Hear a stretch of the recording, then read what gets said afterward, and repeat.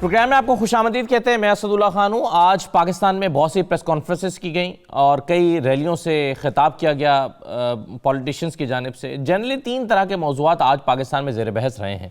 ایک تو جو زیادہ پریس کانفرنسز ہوئی ہیں اس کا موضوع اسٹیٹ بینک کی خود مختاری رہا ہے اور کھاد کا مسئلہ رہا ہے. کھاد اور گیس کی عدم دستیابی یہ دوسرا بڑا موضوع رہا ہے جس پر آج زیادہ تر بات کی گئی ہے.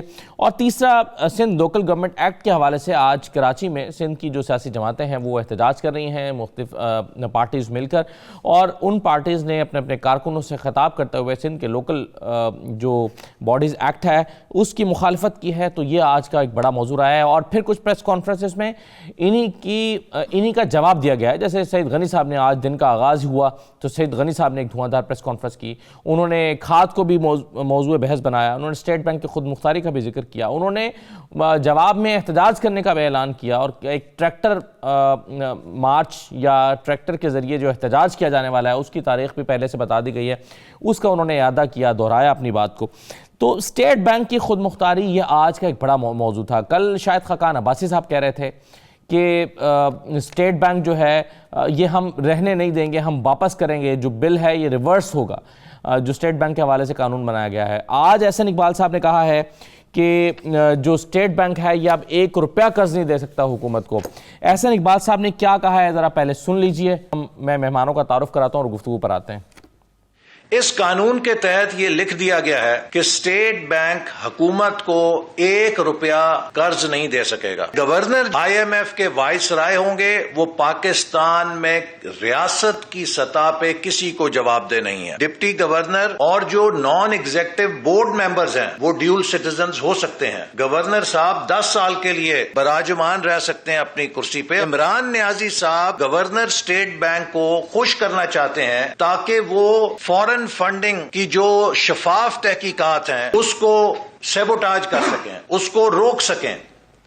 دوسری طرف حماد رضا صاحب نے جو اس کا جواب دیا ہے وہ بھی ذرا سن لیجئے. وہ کہتے ہیں کہ جو پورے اسٹیٹ بینک کا پورا بورڈ ہے اس کا تعین کرنا, اس کو مقرر کرنا, اس کے ممبرز کو لگانا یہ وفاقی حکومت کے کنٹرول میں ہی رہے گا. حکومت کا موقف کیا ہے؟ حماد رضا صاحب نے آج پریس کانفرنس میں کیا کہا ہے ذرا یہ بھی سن لیں.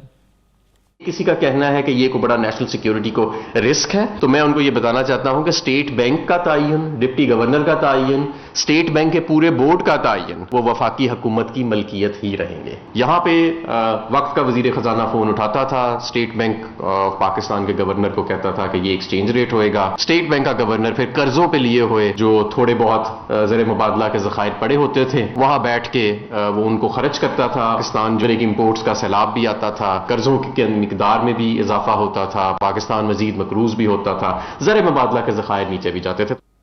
اب یہ 2 مختلف نقطہ ہے نظر آپ نے دیکھ لیے.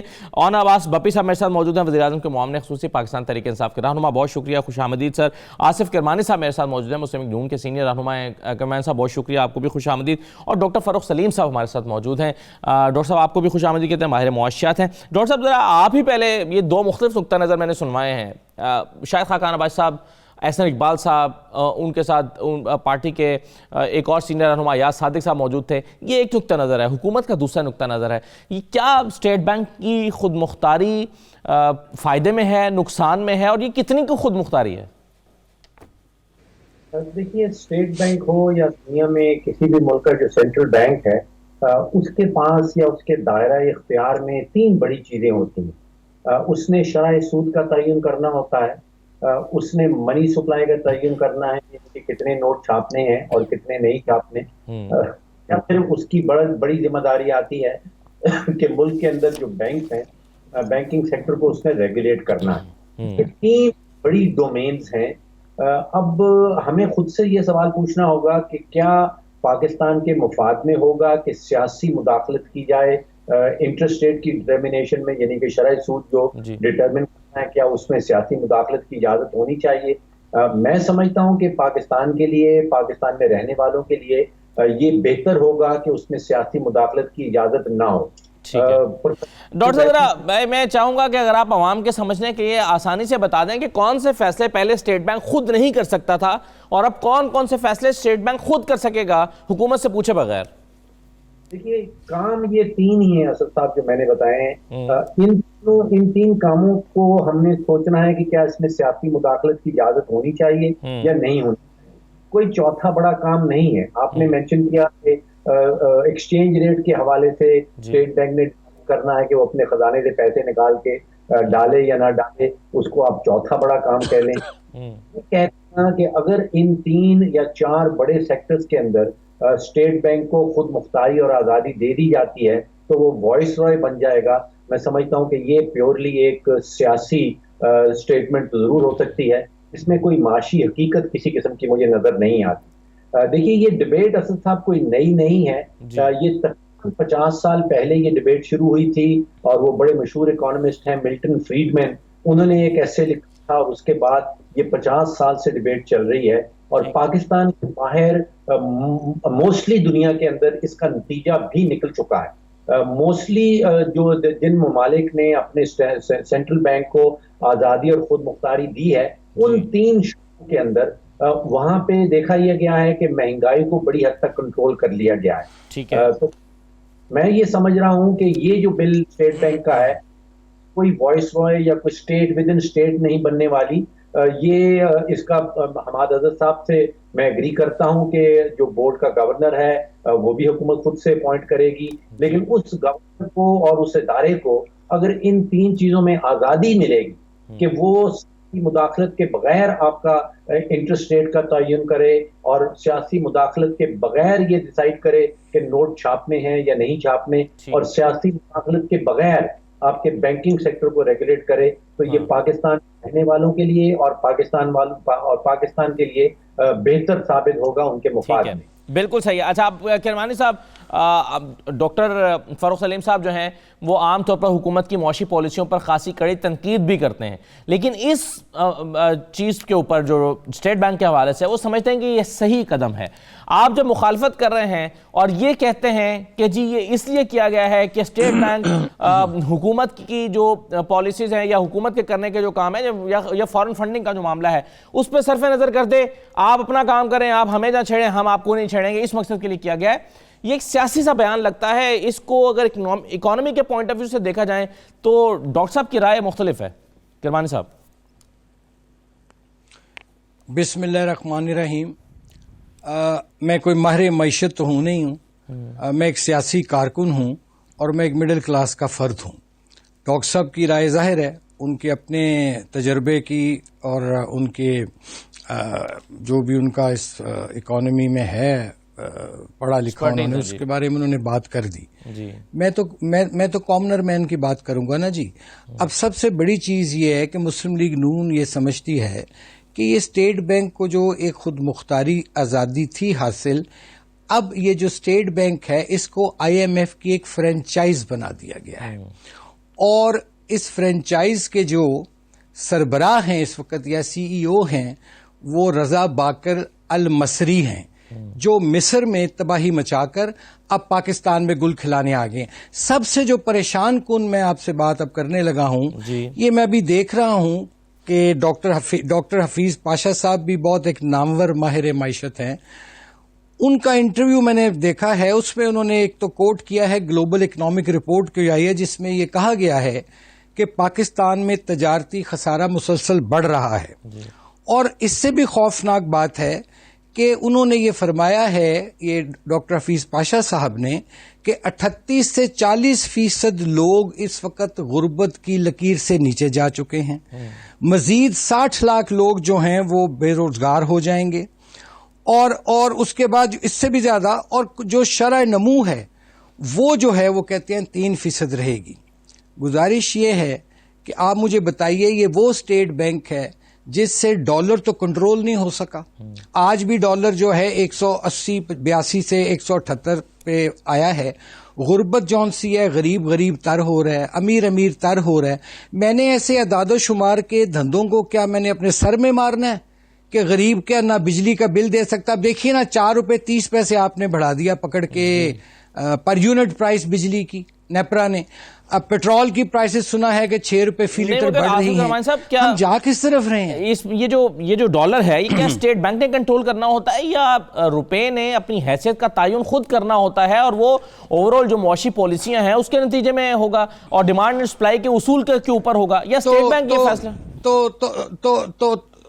جی تو اسٹیٹ بینک کس مرض کی دعا ہے؟ اسٹیٹ بینک کا کیا کام ہے؟ غربت پھیلانا اس ملک میں. ڈالر کو یعنی یہ وہ اسٹیٹ بینک ہے جو کہتے تھے کہ ڈالر مہنگا ہو گیا تو اوورسیز پاکستانیوں کو بڑا فائدہ پہنچا ہے. مبارکیں دے رہے تھے یہ گورنر اسٹیٹ بینک. دیکھیے تھوڑا سا غور فکر کریں. یہ میں نے کل بھی عرض کیا تھا, میں ہمیشہ عرض کرتا ہوں, یہ ملک قائد اعظم نے کوئی اشرافیہ کے لیے یا چند مٹھی بھر افراد کے لیے نہیں بنایا تھا. قائد اعظم نے یہ پاکستان غریب اور متوسط طبقے کے لیے بنایا تھا. اور میں آپ کو ایک چھوٹی سی یہ 4 لائنیں پڑھ کے سناتا ہوں جس میں کیا کہتا ہے قائد اعظم, اور اس کے الٹ ہو رہا ہے سارا. اس میں انہوں نے یہ کہتے ہیں قائد اعظم, سنیں 4 لائنیں ہیں کہ it is your sacred duty to look after the poor and help them. I would have never gone through the toil and suffering for the last 10 years had I not felt our sacred duty towards them. We must secure for them better living conditions. It should not be our policy to make the rich richer. یہ تو vision تھا قائد اعظم کا. مجھے بتائیے کہ کیا 4 سال ہو گئے اس حکومت کو آئے ہوئے, مجھے بتائیے پچھلے آپ 2018 سے پہلے کی قیمتوں کا مقابلہ کر لیں, آج کا کر لیں. جو اینڈ یوزر ہے آپ بازار میں دیکھیں نا جا کے لوگ کس طرح جھولیاں اٹھا کے بددعائیں دے رہے ہیں. لوگوں نے اپنے بچے پہلے اسکولوں سے اٹھائے, اب تو لوگ اپنے بچوں کو مارنے پہ آ گئے ہیں. اسد صاحب جی, از دس دا پاکستان آف قائد اعظم؟ آپ ہمیں گورکھ دھندوں میں سنا رہے ہیں کہ جی 2 جمع 2 اتنا ہو جائے گا, یہ ٹریڈ ڈیفیسٹ اتنا ہو جائے گا. یار مجھے سمپل زبان میں سمجھاؤ کہ روٹی جو سی تھی وہ 5 روپے سے 15 روپے کیوں ہوئی؟ مجھے یہ بتائیں کہ پیٹرول 66 روپے سے 146 روپے کیوں اور اب بڑھ کے 150 کیوں ہونے جا رہا ہے؟ These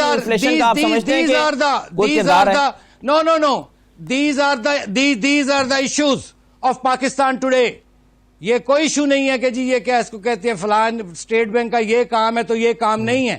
اسٹیٹ بینک جو ہے وہ پاکستان کا ایک سینٹرل بینک ہے اور اس کو آپ نے گروی رکھ دیا پکڑ کے. یار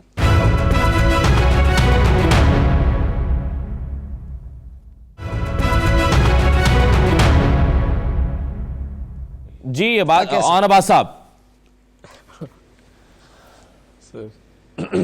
اعوذ باللہ من الشیطان الرجیم, بسم اللہ الرحمن الرحیم. میرے خیال میں خان صاحب آپ نے سوال نہیں پوچھنا, میں سیدھا سینیٹر کرمانی صاحب کو رسپونڈ ہی کر دیتا ہوں. جی, آپ نے جو سوال پوچھا جس پہ آنریبل سینیٹر نے شاید جواب ہی نہیں دیا کہ جو اسٹیٹ بینک کی امینڈمنٹس ہوئی ہیں اس میں کون سی ایسی امینڈمنٹ ہے جس کے اوپر پوری اپوزیشن اتنا زیادہ شور برپا کر رہی ہے. تو I can assure you Khan صاحب کہ شاید 90% اپوزیشن نے اسٹیٹ بینک کی امینڈمنٹس کو پڑھا ہی نہیں ہے. انہوں نے وہی ایک نیریٹو جو ان کے اسپوکس پرسن گروپ میں احسن اقبال یا مفتاح اسماعیل نے وہ ایک گروپ میں ڈالا ہوگا, سب نے وہیں سے 2-4 لائنیں یاد کی اور اس کے بعد چڑھ دوڑے رات کو ٹاک شوز پہ. میں آپ کی تھوڑی سی نالج کے لیے پہلے ان امینڈمنٹس کو پڑھ دیتا ہوں تاکہ آپ کو اندازہ ہو امینڈمنٹس ہیں کیا. بیسیکلی پہلی امینڈمنٹ یہ ہے کہ اسٹیٹ بینک کا کام یہ ہے مانیٹری پالیسی بنانا.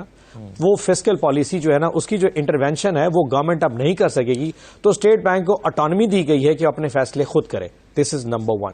اور اس میں یہ کہا گیا کہ state bank government of Pakistan کو لینڈنگ نہیں کرے گا, جیسے کہ پریویسلی ہسٹوریکلی پچھلے 20 سالوں میں آپ کو جب کبھی نوٹ چاہیے تھے, آپ نے لون چاہیے تھے, آپ نے اسٹیٹ بینک کا نوٹ چھاپو اور مجھے دو چاہے جتنی دل کرے مہنگائی ہو. That was number 1.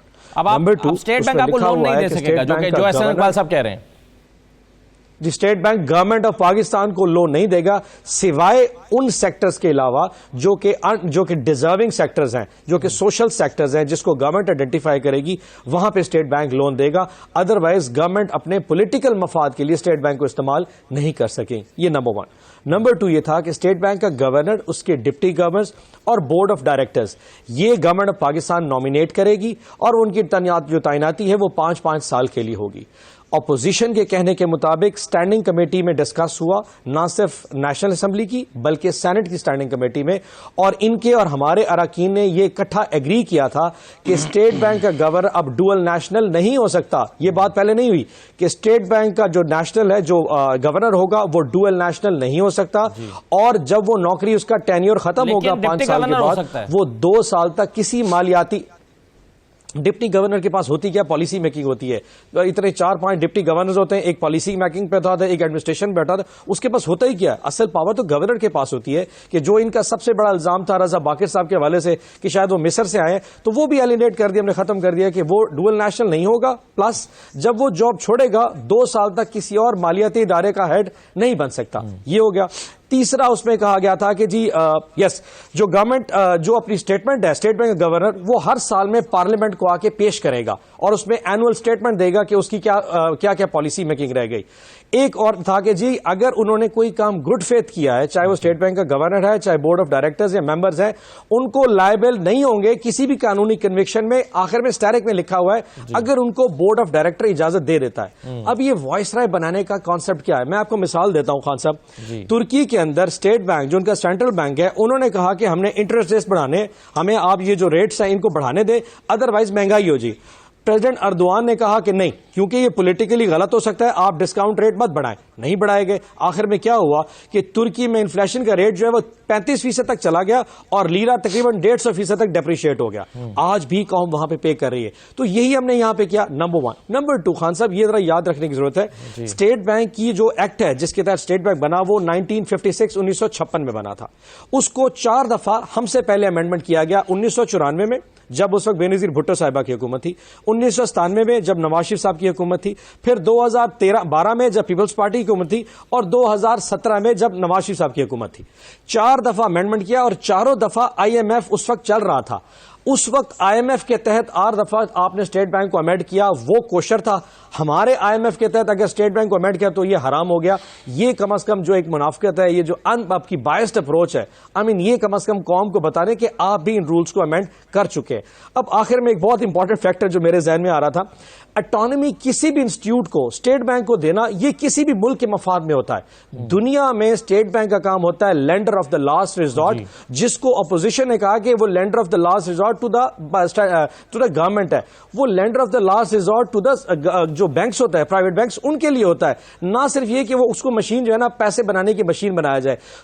ہمارا پوائنٹ آف ویو صرف اتنا تھا کہ پاکستان میں جو سیاسی اپنے نیریٹوز کو بلڈ کرنے کے لیے جو اسٹیٹ بینک کا استعمال کیا گیا ہے, اس کو استعمال نہ کرنے کی وجہ سے ہم نے یہ سٹیپ اٹھایا.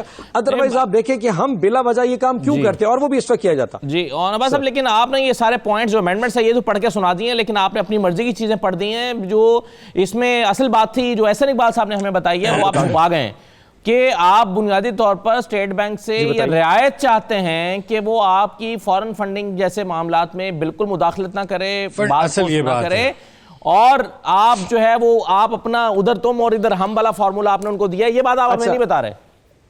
اس پہ اسد اللہ خان صاحب اسی کے اوپر بات کر لیتے ہیں. اگر یہ اس کو فورن فنڈنگ سے جوڑ رہے ہیں تو اسٹیٹ بینک کا فورن فنڈنگ سے کیا قانون ہے؟ ہماری جو بینک اکاؤنٹس ہیں وہ تو پرائیویٹ بینکس میں ہیں, اسٹیٹ بینک میں تو ہے کوئی نہیں. پرائیویٹ بینک سے اگر پاکستان تحریک انصاف کے accounts election commission of Pakistan پہلے ہی حاصل کر چکا ہے, اس کی investment election commission of Pakistan کر رہا ہے. اسٹیٹ بینک کا ان اکاؤنٹ سے تعلق ہی کیا ہے؟ جو انویسٹیگیشن ہونی ہے وہ تو نمبرز پہ ہونی ہے نا, کہ اتنے پیسے آئے اور اتنے نہیں آئے. ہم نے کہا ہمارے ہیں, وہ کہتے نہیں تمہارے نہیں ہیں. فار ایگزامپل وہ تو کسی الفلا بینک میں, UBL میں, نیشنل بینک میں ہمارے اکاؤنٹ سے اس کی اسٹیٹمنٹ تو نکل چکی ہیں. اسٹیٹ بینک میں اس میں کیا رول ادا کر سکتا ہے؟ خان صاحب, اللہ نے اتنا ریشنل تو عوام کو بھی دیا ہے کہ فارن فنڈنگ کا اسٹیٹ بینک کی اٹانومی سے جوڑنا یہ انتہائی عقل سے فارغ قسم کی اپروچ ہے, اور انتہائی کوئی مطلب ویری فرینکلی میرے کوئی لفظ نہیں استعمال کرو احسن اقبال صاحب کے لیے کہ یہ کیا منطق ہے کہ جی اس کو استعمال کریں. ایک بینک اکاؤنٹ کی اسٹیٹ بینک, اسٹیٹ بینک میں اکاؤنٹ کھلتا ہوتا ہے سر, مجھے یہ بتا دیں. پاکستان تحریک انصاف نے اسٹیٹ بینک میں اکاؤنٹ کھولا ہوا ہے, جو اس کو چھپا لیں گے. مطلب یہ کون چھپا سکتا ہے اس چیز کو؟ اس طرح کی منطق سے نا میری عقل سے آ رہی ہے, پتہ نہیں کوئی اور بے وقوف سمجھ جائے تو. چلے میں ایک چھوٹا سا بریک لے رہا ہوں. کھاد کا وہ بڑا امپورٹنٹ ہے, اور وہ تو ایک ایسا ایشو، اور اس پہ جو منطق حماد اظہر صاحب نے دی ہے وہ بھی نہ سمجھ میں آنے والی ہے. آپ منطق کی بات کریں، اب انہوں نے منطق دی ہے کہ کسانوں نے کھاد زیادہ خرید لی ہے. کھاد زیادہ خرید کے کیا کریں گے جبکہ زیادہ کھیتوں میں ڈال نہیں سکتے؟ اگر 1 ایکڑ میں 3 بوریاں ڈلنی ہیں تو 4 ڈال نہیں سکتے، کیونکہ چوتھی ڈالیں گے تو فصل خراب ہو جائے گی. تو کون زیادہ خرید رہا ہے اور کیوں زیادہ خرید رہا ہے؟ کیوں کسان زیادہ خریدے گا؟ کیا پینک بائنگ ہو رہی ہے یا وجہ کچھ اور ہے؟ ایک چھوٹا سا بریک لیتے ہیں. کھاد کا جو مسئلہ ہے یہ بڑا جینون مسئلہ ہے، کیونکہ یہ فوڈ سیکیورٹی سے جڑا ہوا ہے، کیونکہ اس سے گندم کا آنے والے وقت میں بحران ہو سکتا ہے، گندم کم پیدا ہو سکتی ہے، یہ پیداوار متاثر ہو سکتی ہے. ایک بریک لیتے ہیں، ذرا بریک کے بعد اس پہ بھی بات کرتے ہیں.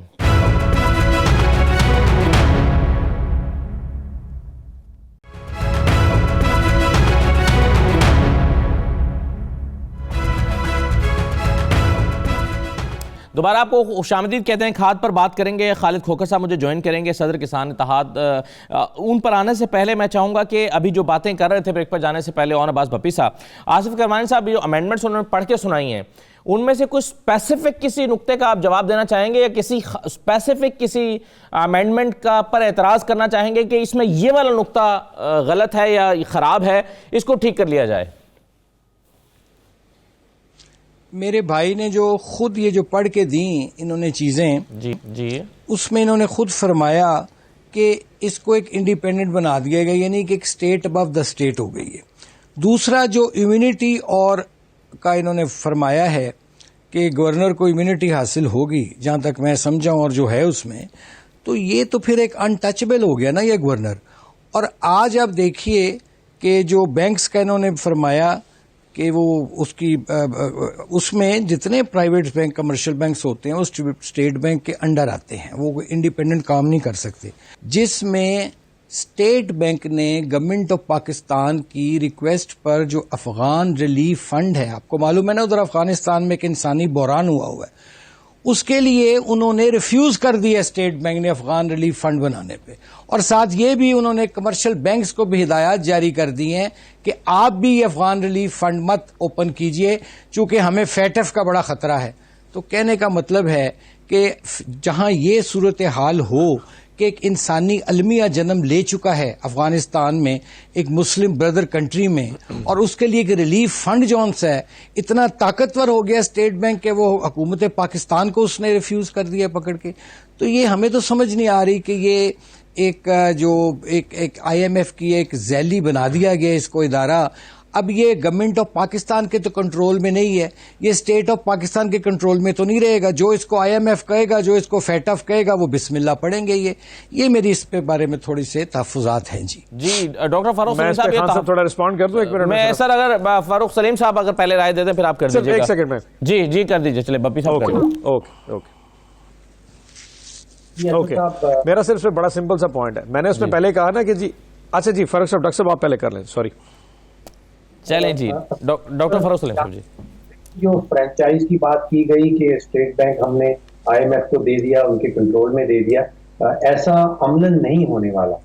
جو بورڈ کا گورنر ہے وہ بھی حکومت پاکستان اپوائنٹ کرے گی، جیسے ابھی آپ کو بتایا ہے. بورڈ کے ممبران جو ہیں ان کو بھی نامینیٹ حکومت پاکستان کرے گی. اب تجارتی خسارے کے حوالے سے ابھی کہا گیا ذمہ داری بنتی ہے، وہ اس کا اسٹیٹ بینک سے کوئی ڈائریکٹ تعلق نہیں بنتا ہے.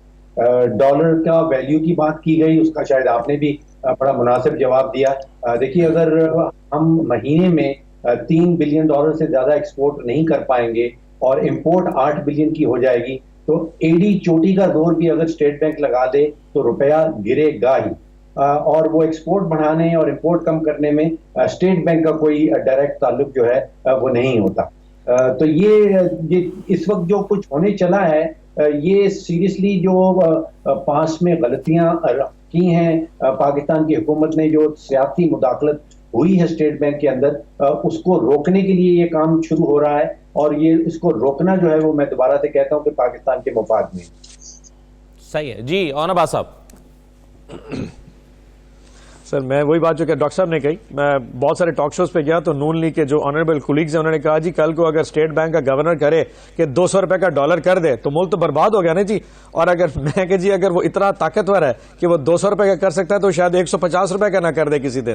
تو اسٹیٹ بینک کا گورنر یا اسٹیٹ بینک کا ڈالر کی ویلیویشن سے کوئی تعلق نہیں, وہ ڈائریکٹلی ابھی 2-3 دفعہ جو ابھی کرمانی صاحب نے بات کی کہ اسٹیٹ ابو دی اسٹیٹ, یعنی وہ کسی کو آنسریبل نہیں ہے, یہ کیا ایسا ہی؟ میں آپ کو ایک مثال دیتا ہوں, میں آپ کو مثال مواخذہ کیسے ہوگا پاکستان میں. سر ایک سمپل سوال ہے, افغانستان کی سچویشن پہ انہوں نے کہا جی, انہوں نے کہا ریلیف فنڈ شاید بنانے کی اجازت نہیں ہے. آپ کو جیسے پتا ہے کہ پوری دنیا اس وقت تک نہیں طالبان گورنمنٹ کو ایکسپٹ کرنے کو تیار نہیں ہے, اور پاکستان نے لا تعداد دفعہ نہ صرف ایک OIC کے پلیٹ فارم سے بلکہ ڈفرنٹ امریکن اور دوسرے پلیٹ فارم سے ان کو کہا کہ آپ اس کو ایکسپٹ کریں تاکہ وہاں پہ جو کرائسس ہو رہا ہے اس کو انٹیل کیا جا سکے. اب جب تک انٹرنیشنل آرگنائزیشن ایک ملک کو ایکسپٹ نہیں کرتی, وہاں کی جو نئی حکومت انتظامی ہے اس کو ایکسپٹ نہیں کرتی, پاکستان میں کوئی بینک کھول کے ریلیف فنڈ بنا دے اور اس میں پاکستانی یا کوئی لوگ پیسہ دینا, چندہ دینا شروع کر دیں اور یہاں سے اماؤنٹ وہاں جانی شروع ہو جائے, آپ کے اوپر تو سینکشن لگ جائیں گی. یہ تو قانونی طور پہ اجازت ہی نہیں ہے کہ جب تک انٹرنیشنل آرگنائزیشنز, انٹرنیشنل ممالک, ایون کہ چائنا جیسے ممالک ابھی تک طالبان کو ایکسپٹ نہیں کر پا رہے, آپ ایک سٹیپ آگے لے کے چلے جائیں اور یہاں سے کوئی اس طرح منی ٹریل چلانے شروع کر دیں, آپ کے اوپر تو یہاں پہ سینکشن لگ جائیں گی. تو جو چیز قانونی طور پہ وہ ایک چیز روک رہے ہیں, انہوں نے اس کو ہماسا چھوڑ دیا ہے. اسٹیٹ بینک کا گورنر وائس رائے بن گیا, اس لیے افغانستان کی حالت میں وہ منطق تھی جس کو شاید ڈاکٹر کرمانی صاحب نے دوسری طرف سے موڑ کے وہ جو ہے نا ایک نئی سازش قرار دے دیا. سو اسٹیٹ بینک کی اٹانومی بائی بک ہے اور بائی لا ہے, اور اسٹیٹ بینک جتنا مضبوط ہوگا, یاد رکھیے گا اسٹیٹ بینک کا کام مانیٹری پالیسی بنانا ہے, فسکل پالیسی بنانا گورنمنٹ کا اختیار ہے. یہ دونوں سائڈ بائی سائڈ کوہیژن میں جب چلیں گی ملک مضبوط ہوگا, اور یہی کچھ ہم چاہ رہے تھے جس کو انہوں نے بیٹھ کے ایک نیا رنگ دے دیا کہ شاید پاکستان میں اس کو ٹھیکے پہ دے دیا. میں تو سمجھتا ہوں جب 4 دفعہ انہوں نے یہ امینڈمنٹ کی تھی اور آخری امینڈمنٹ 2016 میں ہوئی تھی, میں اس کا ایک قانون پڑھ دیتا ہوں. اس وقت ان کے فائنانس منسٹر میں مفتاح اسماعیل تھے یا اسحاق ڈار, پتہ نہیں کون تھے, وہ لکھتے ہیں کہ اگر آپ نے اسٹیٹ بینک کو اٹانومی نہ دی, میں ایگزیکٹلی لفظ کوٹ کر رہا ہوں, آپ نے اٹانومی نہ دی تو انٹرنیشنل جو ادارے ہیں ان کا اعتبار آپ کی اکانومی سے ہٹ جائے گا, اور فیوچر میں جب آپ ان سے بارگین کرنے جائیں گے تو یہ چیز بار بار آتی رہے گی. تو ان کے ادوار میں جو چیز چل رہی تھی وہ غلط ہے, ہم نے کر دی تو ہم گناہگار ہو گئے, ہم اس کی معافی چاہتے ہیں جناب آپ سے. جی کرمانی صاحب, میں اس پہ ذرا رسپونڈ کرنا کوئکلی چاہتا ہوں. ایک تو میرے بھائی نے یہ نہیں بتایا کہ جو انٹچبل میں نے کہا کہ اس کو امیونٹی حاصل ہے, کیا وہ سپر ہیومن ہوگا. دوسری بات انہوں نے فرمائی کہ جی ہم نے اٹانومی کیس کو کہتے ہیں, بالکل اٹانومس ہونے چاہیے ادارے, اٹانومی اور بات ہے, کسی کے ہاں گروی رکھوا دینا IMF کو اور بات ہے.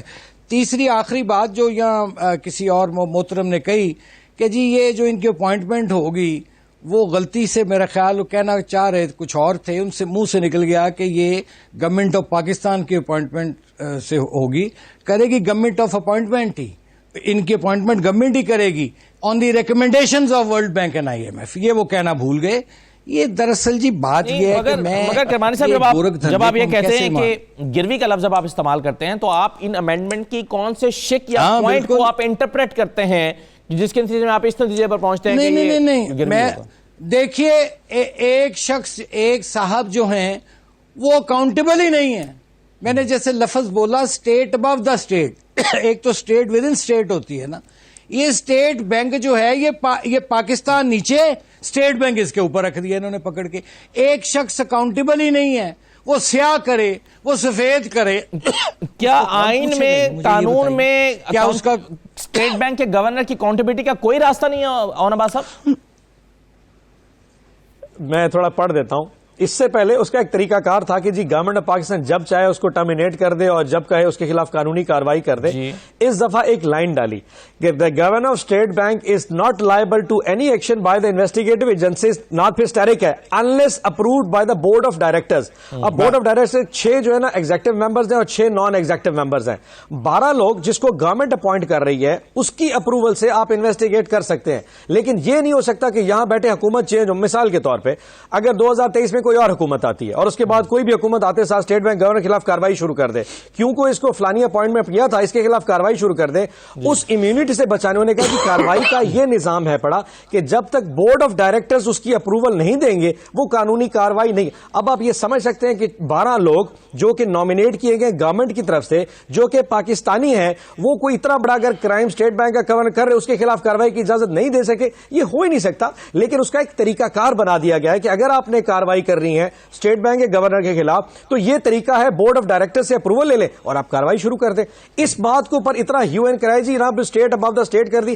اٹانومی کی بات جب کرتے ہیں خان صاحب تو پھر آپ کے تو بہت سارے ادارے اٹانومس ہیں. آپ کے الیکشن آف کمیشن پاکستان بھی اٹانومس ہے, آپ کی عدالتیں اٹانومس ہے. آپ کیا کر سکتے ہیں, یہ قوانین ہے. سو آپ کے ادارے جہاں جہاں اٹانومس ہے صرف اس کو چیلنج کرنا کہ وہ اٹانومی کیوں ہو رہی ہے, آپ اس میں فلا ڈھونڈیے, آپ غلطی بتائیے, ہم اس کی بات کریں گے. میں نے آپ کو پہلے کہا ان کے کہنے کے اوپر ہم نے یہ بھی ڈال دیا کہ ڈوئل نیشنل نہیں ہوگا. اعتراض ختم کہ جی باہر سے انگریز گورا پکڑ کے ڈال دیا, نہیں ڈالا. وہ پاکستانی ہوگا, سنگل پاسپورٹ ہولڈر ہو, وہ اس کے بعد کہیں اور IMF میں نہیں جا سکتا, کہیں نوکری نہیں کر سکتا. اور کس طرح راضی کرنا ہے یہ کم از کم میرے الفاظ تو ختم ہو چکے ہیں. سر چلیں ذرا کھاد پہ بات کر لیتے ہیں. میرے ساتھ خالد کھوکھر صاحب موجود ہیں.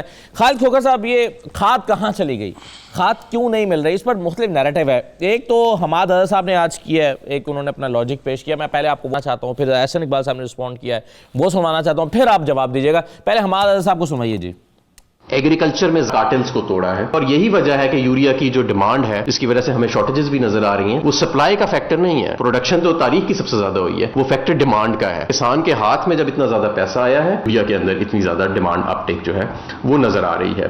ہمارا صاحب کہہ رہے ہیں کہ ڈیمانڈ بڑھ گئی ہے یوریا کی, کسانوں نے زیادہ کھاد خرید لی ہے. احسن اقبال صاحب کہتے ہیں کہ نہیں, حکومت کی چھتری تلے اسمگلنگ ہو رہی ہے. سنیے انہوں نے کیا کہا.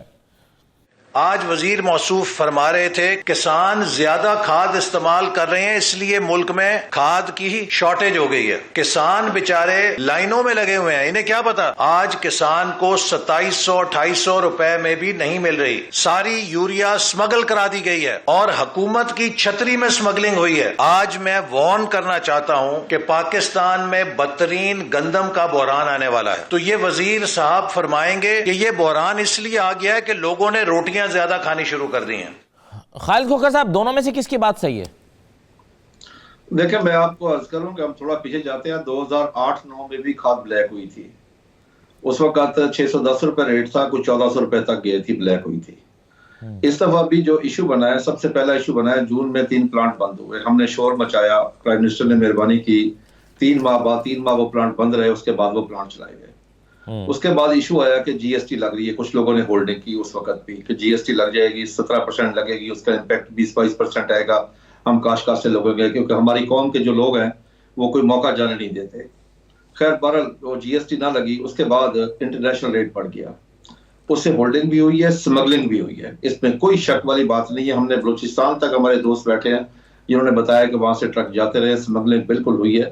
اور اسمگلنگ بھی کون انوالو ہے, ہماری قوم انوالو ہے, اور ہمارے جو لوگ وہاں پہ کھڑے ہیں جو پیسے لے کر ٹرک پاس کرواتے ہیں.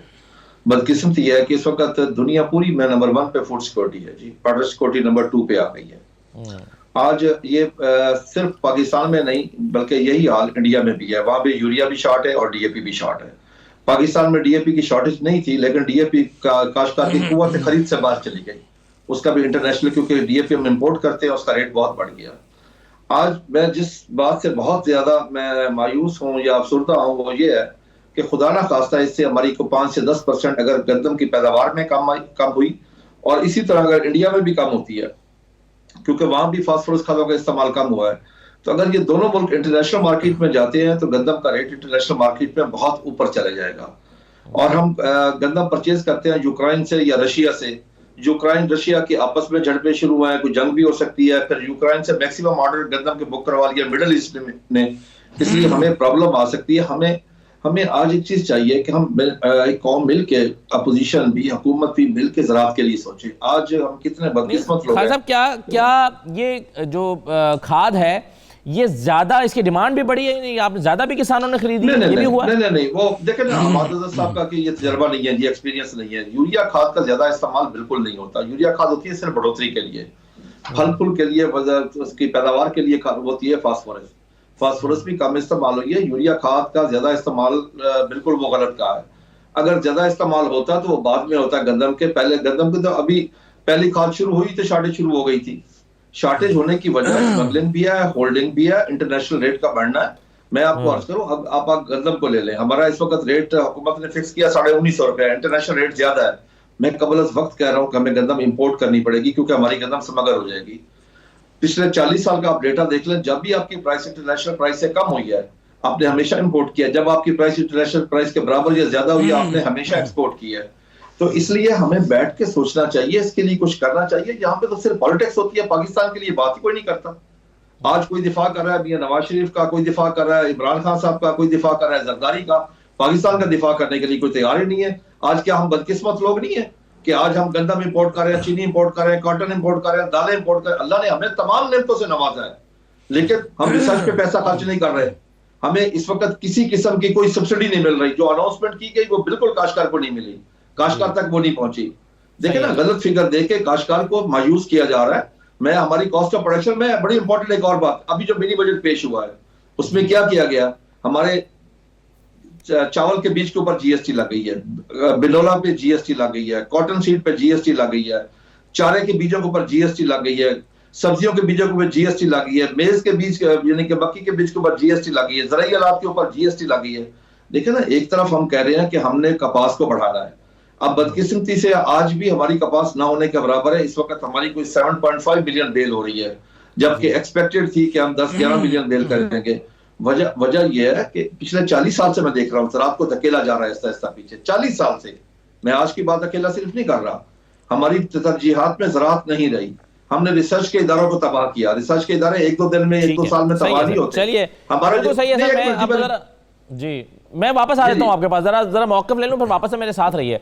डॉक्टर फारूक सलीम साहब, इससे पहले कि मैं और बस साहब सबके बात के सवालों का जवाब दें, मुझे ये बताइए कि हमने पिछले साल बड़ा ढोल बजाया था, ढंडोरा पीटा था कि एक बड़ी ज़बरदस्त ग्रोथ आई है एग्रीकल्चर में, 3200 अरब रुपया किसानों के पास इस दफ़ा आया है, 800 अरब ज़्यादा गया है, किसान खुशहाल हो गए हैं। क्या ये दावा हम इस बार भी कर सकेंगे? देखिए, खाद के हवाले से असल साहब 2-3 हकायक अगर हम सामने रख लें कि एक जो खाद का सेक्टर है उसके अंदर 3 या 4 बड़े प्रोड्यूसर हैं। हुकूमत तकरीबन 150 अरब रुपया सालाना सब्सिडी देती है, वफाकी हुकूमत, और कोई फिर सूबाई हुकूमतें अलग से सब्सिडी देती हैं। 150-200 अरब रुपए की इनको सब्सिडी मिल जाती है। फिर जो गैस है, जो आलमी मंडियों में कीमत चल रही है $30-35 की, वो इनको 70 सेंट की दी जाती है। तो अभी जैसे कहा गया कि सब्सिडी जो है वो इस कार्टेल को मिल जाती है, लेकिन जो ऑब्जेक्टिव था हुकूमत का कि वो काश्तकार को, वो आगे किसान को मिलेगी, वहां तक ये नहीं पहुंच पाती।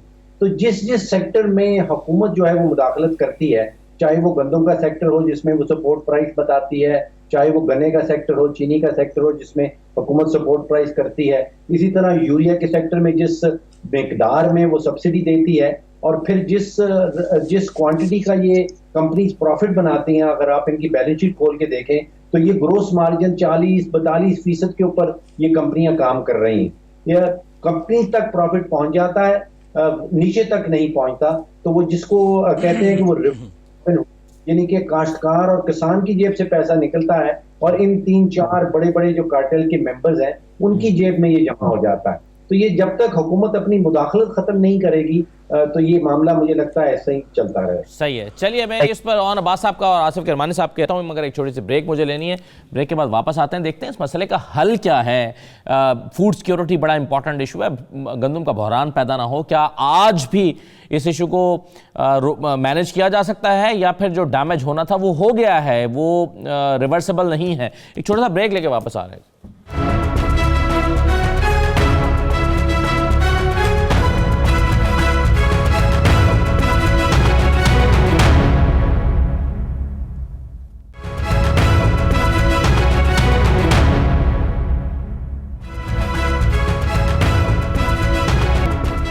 ब्रेक के बाद दोबारा खुशामदीद कहते हैं। खाद का जो मसला है उस पर हम गुफ्तगू कर रहे हैं।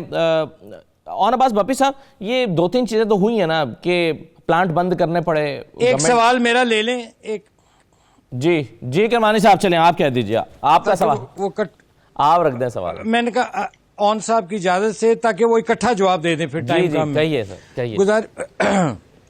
जी गुजारिश ये है کہ یہ جو گندم کا اب یہ جو یوریا کا کھاد کا سارا سلسلہ چل رہا ہے، اس کی جو بنیادی وجوہات ہم نے جو اسٹڈی کی ہے جو سامنے بھی آئی ہیں، ایک تو جیسے کسی نے یہاں کہا کہ اسمگلنگ ہو رہی ہے، ہورڈنگ ہو رہی ہے. میں سمجھتا ہوں کہ اس سوسائٹی میں اب چیک اینڈ بیلنس نہیں رہا کوئی، اور گورنمنٹ جون سی ہے وہ اس معاملے میں بری طرح ناکام ہو چکی ہے. یعنی ہر جگہ ایک مافیا بیٹھا ہوا ہے، اور اس کے بعد پہلے ایکسپورٹ کر دیتے ہیں، اسمگل کر دیتے ہیں، پھر اپنا امپورٹ کرتے ہیں اور پیسہ بناتے ہیں. تو ان کو روکنا کس کا کام ہے؟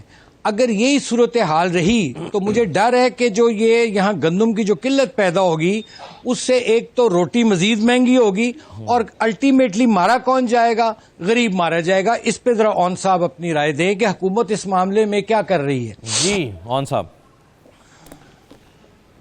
سر پہلے تو بات میں ایگری کرتا ہوں جو کھوکھر صاحب نے فرمایا، اس میں 2-3 چیزیں جو پوائنٹ تھی وہ ایگریبل ہیں کہ یس جون میں کچھ پلانٹس بند ہوئے تھے اس وقت LNG کی پورٹس کی وجہ سے، لیکن جو میجورٹی ایشو جو بنا تھا وہ 4 وجوہات ہیں. پہلی انہوں نے کہا ہورڈنگ، جس پاکستان میں بہت سارے ایسے بڑے ڈیلرز ہیں، اور کھاد کا مافیا تو ویسے ہی اتنا زیادہ اسٹرانگ ہے کہ جہاں پہ آپ کی جو پروڈیوسرز ہیں وہ 3 یا 4 پروڈیوسرز ہیں، نیچے جو کھاد کے ڈیلرز ہیں وہ اتنے اسٹرانگ ہیں کہ مطلب ان کے وہ گوداموں میں رکھنے کی ضرورت نہیں پڑتی، وہ ایسی ایسی جگہوں پہ چھپاتے ہیں جہاں سے گورنمنٹ کے لیے شاید ڈھونڈنا بھی مشکل پڑ جائے. تو ہورڈنگ اپنی جگہ پہ ہو رہی تھی. دوسرا جو ایشو بنا وہ یہ بھی تھا کہ جو چائنا سے ہماری امپورٹ ہوتی یوریا کی وہ ایسا بند کر دی. چائنا کے بعد جب کووڈ آیا تھا انہوں نے وہاں پہ اپنی پروڈکشن بند کی. جب 3 یا 4 مہینے پروڈکشن بند رہی، جب انہوں نے پروڈکشن دوبارہ کووڈ کے بعد سٹارٹ کیا تو چائنا نے اپنی ایکسپورٹ کے اوپر وہاں پابندی لگا دی تھی یوریا کے اوپر، تاکہ ان کی اپنی جو فوڈ باسکٹ ہے وہ کم رہے. اور اس وقت یوریا کی جو پاکستان میں چائنا سے امپورٹ ہو سکتی تھی وہ بڑی مشکل سے ہوئی. ابھی گورنمنٹ نے تقریباً 1 lakh ton government to government base سے ان سے جو ٹرانزیکشن کی ہے وہ بھی گورنمنٹ نے خاص طور پہ ریکویسٹ کر کے ان سے منگوایا تھا.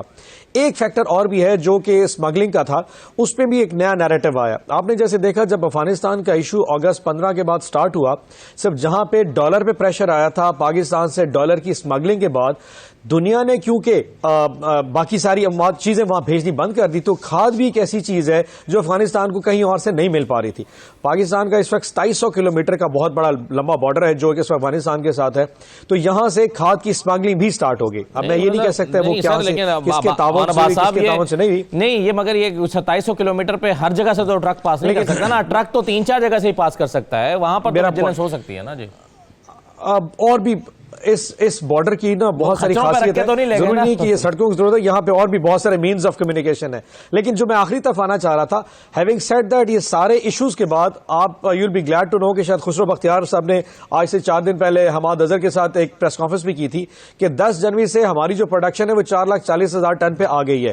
تقریباً کوئی 70 سے 80,000 ٹن فالتو پروڈکشن ہم سے فرٹیلائزر پروڈکشن والوں نے کر دی ہے. سو ود ان لائک ہفتے یا 10 دن میں یہ جتنا بھی شارٹ فال ہے یہ ختم ہو جائے گا، اور فروری میں ہمارے پاس تقریباً 42 لاکھ بوری فالتو ہوگی، اور مارچ میں تقریباً 80 لاکھ بوری جو ہے نا وہ یوریا کی ہمارے پاس پروڈکشن میں فالتو ہوگی. ہیونگ سیڈ دیٹ، میں کھوکر صاحب کی اس بات سے ایگری کرتا ہوں کہ اگر اس کی وجہ سے یہ جو 15-20 دن کا پیریڈ جو ہے اس میں اگر گندم کی پروڈکشن کے اوپر اگر کوئی امپیکٹ آتا ہے، ہماری جو ایکسپیکٹیشن ہے وہ تقریباً 28 ملین ٹن کی گندم کی پروڈکشن ہے اس سال کی. اللہ نہ کرے اگر انڈیا اور پاکستان کا ہے تو گورنمنٹ کے لیے اس کے لیے پلاننگ شروع کر دی ہے. ہم کسی بھی صورت، یہ جو افغانستان میں نے کھاد کی اسمگلنگ کی بات کی ہے، گندم کی اسمگلنگ کے حوالے سے گورنمنٹ اس وقت بہت زیادہ امپورٹنٹ ہے. اگر آپ نے کل کا وہ جو ڈاکومنٹ اسٹڈی کیا ہو جو کہ پرائم منسٹر صاحب نے نیشنل سیکورٹی پالیسی کا بنایا ہے، اس میں فوڈ سیکورٹی بہت امپورٹنٹ چیپٹر ہے. تو obviously اگر اپریل میں گندم کی شارٹیج کا کوئی ایسا خدوخال سامنے آیا تو تمام گورنمنٹ کے سٹیک ہولڈرز، تمام ایجنسیز وہ ساری الائن کر جائیں گی کہ اس سال کم از کم پاکستان سے گندم کی اسمگلنگ افغانستان کی سائٹ پہ نہ ہو سکے، تاکہ اگر کوئی کمی بیشی آتی تو پہلی ہماری فوڈ باسکٹ پوری ہو، اس کے بعد پھر دنیا کے معاملات دیکھے جائیں گے. آپ کھاد کی اسمگلنگ کو اس لیے نہیں روک سکے کہ آپ نے کہا کہ ہمارا 2700 کلومیٹر کا بارڈر ہے، تو آپ پھر یہی آرگومنٹ تو آپ کھاد پھر گندم کیسے روکیں گے آپ جانے سے؟ 2700 کلومیٹر کا بارڈر تو پھر بھی ہے. ایکچولی یہ کوئی ایکسپیکٹڈ، دیکھیں میں ایک بات بولوں، جو افغانستان کا ایشو ہے نا یہ ہر سال نہیں ہوتا. اس سے پہلے جو افغانستان کے معاملات رہے گے وہ ڈیفرنٹ رہے. اس دفعہ افغانستان میں پہلے ڈالر کی اسمگلنگ ہے اور اب یوریا کھاد کی جو اسمگلنگ ہے یہ ایک اپنی جگہ پہ ایک ڈیفرنٹ فیچر ہے. یعنی طالبان کی گورنمنٹ اب تقریباً 20 سال کے بعد آئی ہے اور انٹرنیشنل سینکشنز بھی اب لگی ہیں ان پہ، تو اس سے پہلے یہ اتنا بڑا ایشو نہیں تھا. سو آف کورس ہم بھی کوئی پریسیڈنٹلی دیکھ نہیں پائے کہ وہاں پہ کتنی اسمگلنگ ہو رہی ہے. ہیونگ سیڈ دیٹ، میں نے نشاندہی کی آپ کو گندم کی اسمگلنگ کی طرف کہ اپریل میں جب ہمارا پنجاب اور سندھ جب گندم پیدا ہونی شروع ہوگی تو اس وقت گورنمنٹ کے تمام انسٹیٹیوشنز یا آلریڈی پریڈکٹ کر چکے ہیں کہ ہم اپنی گندم کو اس سال سمگل نہیں ہونے دیں گے, تو ہماری جو فوڈ باسکٹ کا کانسیپٹ جو کھوکھر صاحب کہہ رہے تھے وہ ایشو انشاءاللہ اس دفعہ پرابلم نہیں آئے گا کسی بھی صورت. خالد کھوکھر صاحب مجھے یہ بتائیے کہ اب جیسا کہ ابھی آن عباس صاحب کہہ رہے ہیں کہ مارچ میں ہمارے پاس وافر مقدار میں یہ کھاد موجود ہوگی, تو مارچ تک جو ہے وہ آپ کی فصل انتظار کر سکتی ہے کہ کھاد آئے گی, یا فیبرری اور مارچ تک, یا پھر اس وقت تک ڈیمیج ہو چکا ہوگا خدا نہ خواستہ؟ میں آپ کو ڈیمیج مین ہوا ہے, میں آپ کو بتاؤں اصل میں یوریا سے اتنا نہیں آتا جتنا امپیکٹ آتا ہے اس کا ڈی اے پی کا, جس سے پیداوار بڑھتی ہے. ڈی اے پی کیونکہ بہت مہنگی تھی, ڈی اے پی اویلیبل تھی لیکن کاشتکار کی قوت خرید سے باہر تھی. میرا ایک سوال ہے آصف کرمانی صاحب سے کہ اب تو یوریا کے لیے بہت سارے دوست آ کے باتیں کر رہے ہیں. جب ایک ایکٹ پاس ہوا تھا 4 مئی کو, شوگر کین ایکٹ, جس سے کاشتکار کا بہت بڑا استحصال ہوا تھا, لیکن جنگل کو قانون ہوتا ہے وہ جنگل کے قانون سے بھی بدتر تھا. میں اس وقت حیران ہوں کہ اس وقت ساری پولیٹیکل پارٹیاں کہاں گئی تھی, کاشتکار کے حق کے لیے کیوں نہیں بولے؟ کیونکہ اس وقت ایشو یہ تھا کہ تمام جو شوگر مل والے سب کا انٹرسٹ ایک تھا. اس میں نون لیگ بھی تھی, اس میں کاف لیگ بھی تھے, اس میں پی ٹی آئی والے بھی کچھ لوگ تھے, اس میں پیپلز پارٹی والے بھی تھے. اس وقت کاشتکار کسی کو یاد نہیں آیا. اس وقت ہم کاشتکاروں نے خود جا کے پرائم منسٹر کی منت سماجت کر کے جس طریقے سے ہم, میں اس میں پرائم منسٹر کا ممنون ہوں کہ انہوں نے ہمارا ساتھ دیا اور وہ ایکٹ چینج ہوا. اس وقت یہ لوگ ہمارے ساتھ کھڑے نہیں ہوئے تھے. میں آج پھر کہتا ہوں ایک چیز سب کو کہ ہمیں زراعت کے لیے یہ ایک فوڈ سیکورٹی ہے, نیشنل سیکورٹی سے بھی بڑھ کے, نیشنل سیکورٹی تب رہے گی جب فوڈ سیکورٹی ہوگی. میں آپ کو تھوڑی امپورٹنس بتانا چلوں, فوڈ سیکورٹی کتنی امپورٹنٹ ہے. آپ 9/11 میں ذرا جواب دے دوں ان کو, میں ان کو جواب دے دوں, ٹائم ختم ہو جائے گا پھر. بس یہ جو بات نہیں انہوں نے بات کی ہے نا, میرا نام لے کر انہوں نے بات کی ہے. ہماری پارٹی کی جو قیادت ہے اس نے اس پر آواز اٹھائی تھی. اگر کھوکھر صاحب کے نالج میں نہیں ہے تو میں اس پہ کچھ کہہ نہیں سکتا. اس پر اسمبلی میں ہمارے پارٹی کے لوگوں نے آواز اٹھائی ہوئی ہے. آپ مجھے کوئی ایک نام بتا دیں, ہم نے پورا اس وقت سرچ کیا جی, کسی نے بھی آواز نہیں, ہم نے جا کے ریکویسٹ کی تھی, سب نے سب کے پاس کیا. آپ نیشنل اسمبلی کا سنیے, آپ سینٹ کا, اپوزیشن کا, سینٹ کا اور نیشنل اسمبلی کا ریکارڈ سارا جا کے مطالعہ کیجئے, پھر بات کیجئے. چلیں اب مجھے سر یہ بتا دیں کہ کاسٹ آف پروڈکشن آپ کی کتنی بڑھ گئی ہے. اگر آپ نے ڈی اے پی مہنگی خرید کے استعمال کی ہے تو آپ کی کاسٹ آف پروڈکشن کتنی بڑھ جائے گی, اور وہ جو ہم کہتے ہیں کہ کسانوں کو فائدہ ہوا تھا وہ استعمال بھی ہوگا؟ نہیں, اس سے کاسٹ آف پروڈکشن بڑھ جائے گی. اور 1950 کاشتکار کے لیے مناسب ریٹ نہیں ہے, منیمم 2200 روپے ریٹ ہونا چاہیے. اگر 1950 ریٹ رہ گیا تو آپ کی سمگلنگ ہو جائے گی. اور میں آج کل نیشنل فوڈ سیکورٹی کتنی امپورٹنٹ ہے. جب 9/11 ہوا پابندیاں لگی, زراعت نے سیدھا رکھا سب کو. آپ نے ایٹمی دھماکہ کیا, پابندیاں لگی, اسی زراعت کی وجہ سے کوئی بھوکا نہیں سویا. 17 سال آپ نے دہشت گردی کے خلاف جنگ لڑی, اس زراعت کی وجہ سے کوئی بھوکا نہیں سویا. ابھی کووڈ-19 میں آپ کہہ رہے ہیں کہ اگر 1950 روپے پرائس رکھی جائے گی تو پھر یہ سمگل ہو جائے گی گندم, سمگل ہو جائے گی, 100% سمگل ہو جائے گی. میں یقین سے کہہ سکتا ہوں. لیکن عباس صاحب کہہ رہے ہیں کہ نہیں ہونے دیں گے, اس کے لیے پلاننگ کر رہی ہے کاشتکار نے. میں آپ کو سندھ میں 2200 روپے ریٹ اور پنجاب کے کاشتکار کے استحصال کیوں ہو؟ ایسا نہیں ہونا چاہیے. ہماری جب کاسٹ آف پروڈکشن بڑی ہے, انٹرنیشنل ریٹ زیادہ ہے. دیکھیں نا آج ہم ڈی اے پی خرید کر رہے ہیں, انٹرنیشنل ریٹ پہ پرچیز کر رہے ہیں, تو ہمیں بھی گندم کا ریٹ ملنا چاہیے. کاشتکار جتنی محنت اسٹرگل کوشش کرتا ہے اس کا پھل اس کو ملنا چاہیے. نمبر 1. نمبر 2, یہ جو آپ منی بجٹ میں جی ایس ٹی لگی ہے بیجوں کے اوپر تمام اور ذریعہ, یہ ختم ہونی چاہیے, ورنہ آپ کی نیشنل سیکورٹی بالکل نہیں رہے گی. فوڈ سیکورٹی جب ختم ہوگی اس کا بہت برا امپیکٹ پڑے گا. میں یہ بالکل واضح کہہ رہا ہوں کہ یہ تمام چیزوں کے اوپر جو جی ایس ٹی لگائے گی وہ واپس لی جائے. آئی ایم ایف, کاشتکار آئی ایم ایف سے کچھ نہیں لیتا. جو آئی ایم ایف سے خالد کھوکھر صاحب بہت شکریہ. ڈاکٹر فاروق آصف کرمانی صاحب, آن عباس باپی صاحب پروگرام میں شرکت کرنے کے لیے بہت شکریہ. اجازت دیجیے, اللہ حافظ.